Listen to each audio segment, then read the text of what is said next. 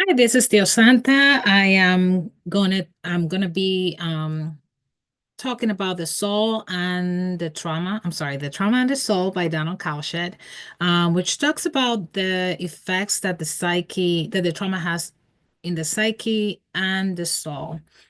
As I was reading through his work, it made me think of IFS, which is internal family systems, a therapeutic model that was developed by Dr. Richard Schwartz. It kind of like reminded me a lot of his work. So so I'll be comparing a little bit both works. They are different and they don't influence each other, but I thought like it helped me better understand Kaushit's work. Bear with me a minute. How do I do this? Okay, I think I go here. There we go. Okay, this is a challenge for me. Um, the trauma and the soul explores the inner world of trauma survivors, focusing on the trauma and how the trauma impacts the psyche and the spiritual dimensions of healing. It focuses on how trauma not only causes psychological damage, but also affects the soul and the inner self. Internal family systems shares similarities with Donald Kaush's work on trauma, particularly on how it approaches the view of the internal world of the psyche and its fragmented parts.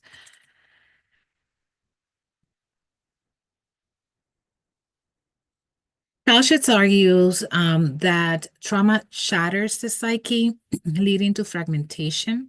A person feels disconnected from their core self and can no longer experience the world or relationships in the same way.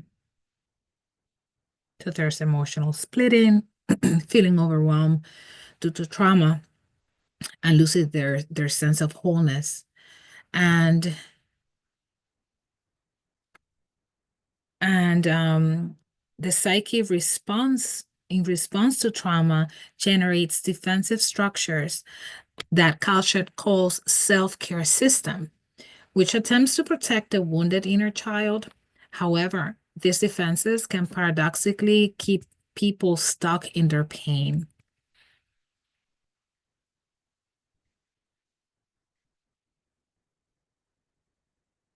Kalshit describes how trauma leads to fragmentation of the psyche, with parts of the self disassociating from painful memories and emotions.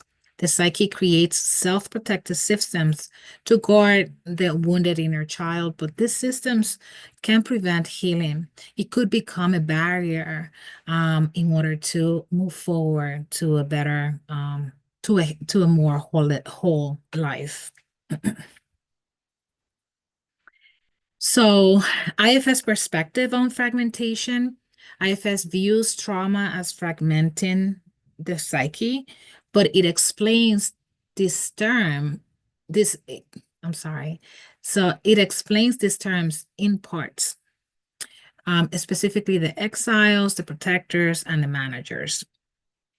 The exiles are the parts of the self that carry the pain of vulnerability from traumatic experience, similar to Kalshit's wounded inner child.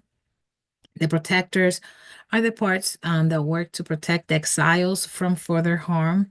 They might present as avoidance, numbing, or defense mechanisms. And in IFS, the self is presented as the core undamaged part, actually not as a part. It's kind of like this the core, which has qualities of compassion, curiosity, calm, the eight C's of the self, and the self is able to heal, which is different from is able to heal the person or the parts, which is a different perspective than Kalshed.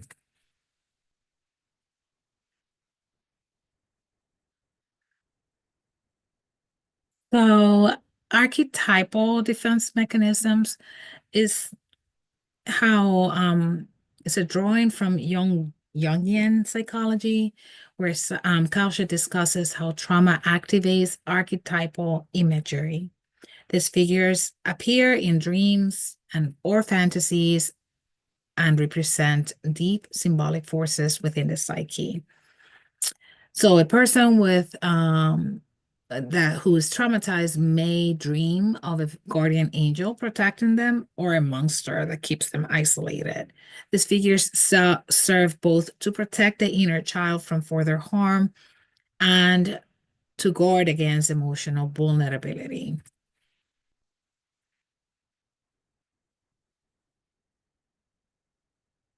Such imagery reveals the psyche's struggle between wanting to heal and resisting the re-experience of pain. Clients may experience this as feeling stuck in cycles of avoidance and fear. Encourage some of the things that could help is encouraging clients to reflection on how these figures manifest in their lives, in their emotional life, as a critical inner voice or comforting presence. Kalshitz explains that trauma activates archetypal imagery, powerful images that emerge in dreams or fantasies, representing both protectors and tormentors. These figures are often both frightening and defensive, keeping the person isolated from their trauma. These figures represent the dual nature now of protectors and tormentors.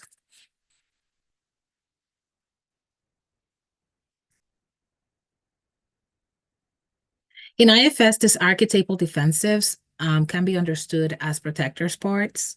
Protectors in IFS come in two forms: managers and firefighters. The managers are the parts that try to keep the person functioning by controlling their environment or emotions, like someone who is a perfectionist or through workaholism. And then firefighters are these parts that are impulsive and they try to put out emotional pain, often through destructive or compulsive behaviors like substance abuse or disassociation. A client might experience anger or or a sense of dread when talking about their parts or their past. This might be a firefighter part attempting to shield the exile from the overwhelming pain of past trauma. Both frameworks recognize these protectors as crucial yet limiting forces. Healing involves working with these protectors, not against them, to allow the core self to engage with the wounded parts. There is a struggle in maintaining authentic relationships due to the emotional distance.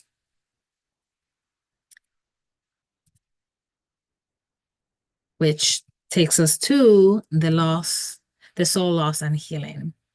So Cowshed emphasizes that trauma leads to soul loss or disconnection from the core self, a process deeply related to disassociation. Survivors often feel that part of them is missing or that they are incomplete. Survivors may describe feeling hollow, like a part of them is gone, or struggle with maintaining authentic relationships because they feel distant from their true emotions.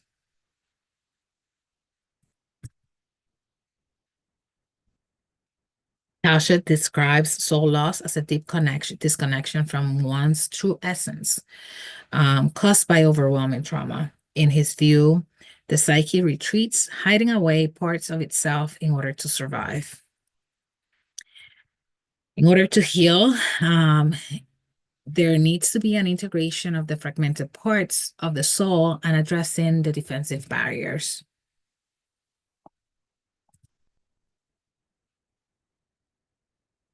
In therapy, this means working with both the inner child and the protective parts of the psyche.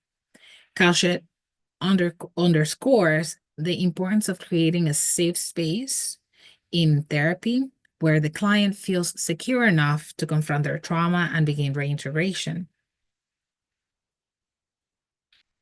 Foster trust in the therapeutic process is imperative in using reflective techniques that to explore the client's inner imagery and begin dismantling harmful self-protective systems. In IFS, the exiles are parts of the psyche that carry the trauma. These parts hold the pain, fear, and vulnerability of past events and are often buried deep within to avoid overwhelming the person's consciousness.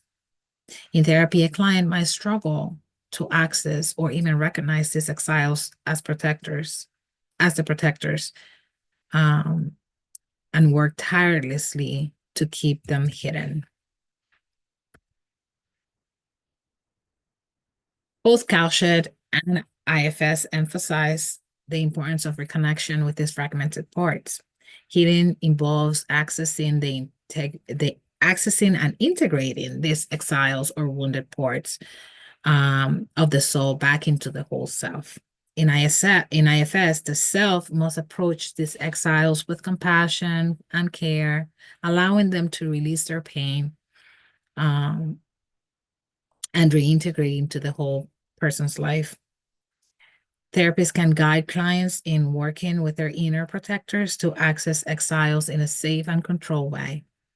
The goal is to gradually build trust between the self and the wounded parts, allowing integration and healing.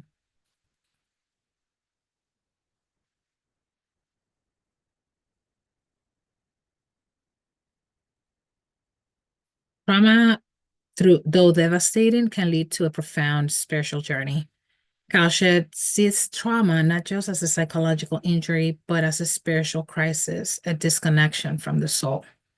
Survivors can often go through a dark night of the soul, kind of like borrowing from spiritual traditions, where they experience deep psychological pain and confusion. This phase is part of the transformation process, a necessary descent before spiritual growth. As therapists, we can help clients find meaning in their trauma by guiding them towards spiritual renewal, helping them reframe their suffering as part of a larger personal and spiritual narrative. Cultures suggest that reconnection of the self and the spiritual world can bring about wholeness. The healing process allows trauma survivors to rediscover a deeper sense of purpose and meaning. Some clients find solace and transformation through spirituality, whether that's reconnecting with their faith, developing mindfulness practices, or exploring existential meaning in their suffering. Encourage clients to explore spiritual practices such as meditation, prayer, or reflective journaling as a path to healing whenever possible. Culture suggests that trauma leads to a spiritual crisis where individuals lose a connection to the self. I think I'm going back on my notes. In IFS, the self plays a central role in healing. The self is seen as the undamaged, compassionate core of the person that can lead to the healing process. The self in IFS mirrors Kasha's idea of spiritual renewal, helping clients reconnect with their soul and deeper sense of self. Spiritual growth through IFS is seen as that the clients learn to, with their self, with a capital S, that they not only heal their parts, but also experience spiritual growth. They become more attuned to their inner world, more compassionate toward themselves, and more connected to a sense of meaning and purpose. Both IFS and Cowshed invite us to view trauma not only as a psychological wound, but also as an opportunity for spiritual development. By reconnecting with these fragmented parts, individuals can rediscover a deeper sense of wholeness and spiritual alignment. It's important to encourage clients to mindfulness meditation or other practices that help them be connected, turning inward, and foster inner harmony. And this could be done even with people who are not practicing Christian faith. In conclusion, trauma fragments the psyche and the soul, creating protective mechanisms. While useful at first, later it prevents healing. It keeps clients stuck. It keeps individuals stuck in their pain. Healing requires re-engaging with these fragmented parts of the self, and spiritual development plays a critical role in that process.